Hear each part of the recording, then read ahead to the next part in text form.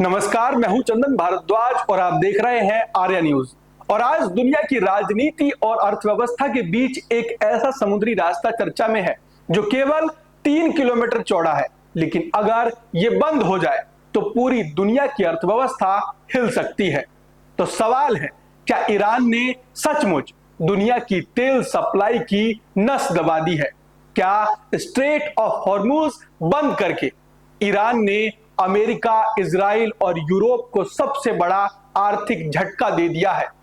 और इसी बीच सबसे बड़ा सवाल, क्या इस संघर्ष की कीमत एक आम भारतीय को अपने पेट्रोल, डीजल और रसोई गैस के बिल में चुकानी पड़ेगी? दोस्तों, आज की कहानी है स्ट्रेट ऑफ हॉर्मुज की और उस भू राजनीतिक खेल की जो दुनिया को तीसरे विश्व युद्ध के करीब ले जा सकता है। तो दोस्तों, सबसे पहले समझते हैं कि स्ट्रेट ऑफ हॉर्मुज आखिर है क्या। ये एक पतला समुद्री रास्ता है जो उत्तर में ईरान और दक्षिण में ओमान और यूएई के बीच स्थित है। इसकी चौड़ाई कहीं 33 किलोमीटर तो कहीं 39 किलोमीटर है, लेकिन असली रास्ता जहां से बड़े तेल टैंकर गुजर सकते हैं वो केवल 3 किलोमीटर चौड़ा है। यानी दुनिया की सबसे बड़े जहाज इस संकरी गली से गुजरने को मजबूर है। यही कारण है कि इसे दुनिया की एनर्जी लाइफलाइन कहा जाता है, क्योंकि दुनिया का लगभग 20 से 30% कच्चा तेल और लगभग 20% एलपीजी गैस यही रास्ता पार करके बाकी दुनिया तक पहुंचता है। अब सोचिए, अगर ये रास्ता बंद हो जाए तो क्या होगा? जहाजों के पास कोई दूसरा छोटा रास्ता नहीं है। उन्हें फिर अफ्रीका का पूरा चक्कर लगाकर तेल और गैस लेकर आना होगा। इससे ट्रांसपोर्ट खर्च 50% तक बढ़ सकता है। सप्लाई में 20 से 25 दिन की देरी हो सकती है और वैश्विक तेल कीमतें आसमान छू सकती है। यानी दुनिया की पूरी अर्थव्यवस्था इस पतली सी गली पर टिकी हुई है। भारत के लिए स्ट्रेट ऑफ हॉर्मुज सिर्फ एक रास्ता नहीं है, बल्कि आर्थिक जीवन रेखा है। भारत अपनी तेल जरूरतों का लगभग 60% हिस्सा और रसोई गैस का लगभग 80% हिस्सा इसी रास्ते से सऊदी अरब, इराक, कतर और कुवैत से मंगवाता है। अगर ये रास्ता लंबे समय तक बंद रहा तो भारत में पेट्रोल महंगा होगा, रसोई गैस महंगी होगी और ट्रांसपोर्ट महंगा होगा, और इसका सीधा असर आपकी और मेरी जेब पर पड़ेगा।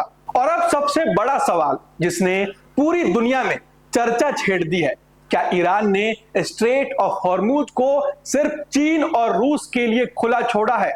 कुछ रिपोर्ट्स में कहा जा रहा है कि ईरान अपने रणनीतिक सहयोगियों चीन और रूस के जहाजों को सुरक्षित रास्ता दे रहा है, लेकिन अमेरिका, यूरोप और इजराइल के जहाजों के लिए यह रास्ता मुश्किल बनाया जा रहा है। अगर यह सच है तो इसका मतलब है कि ईरान ने दुनिया को 2 हिस्सों में बांट दिया है। लेकिन अब सबसे बड़ा सवाल भारत को लेकर है। खबरें यह भी कहती हैं कि लगभग 37 भारतीय जहाज और 1100 भारतीय नाविक इस इलाके में फंसे हुए हैं। ऐसे में सवाल उठता है, क्या भारत की तटस्थ विदेशी नीति अब कठिन परीक्षा में है? भारत ने अभी तक ईरान अमेरिका संघर्ष में सीधा पक्ष नहीं लिया है, लेकिन क्या न्यूट्रल स्टैंड की कीमत भारत को चुकानी पड़ेगी?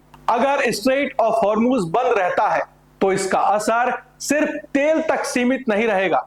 यूरोप की फैक्ट्रियां बंद हो सकती हैं, अमेरिका में ईंधन महंगा हो सकता है, एशिया में अर्थव्यवस्था पर दबाव बढ़ सकता है, और यही वजह है कि दुनिया की बड़ी नौसेनाएं इस इलाके पर नजर बनाए हुए हैं।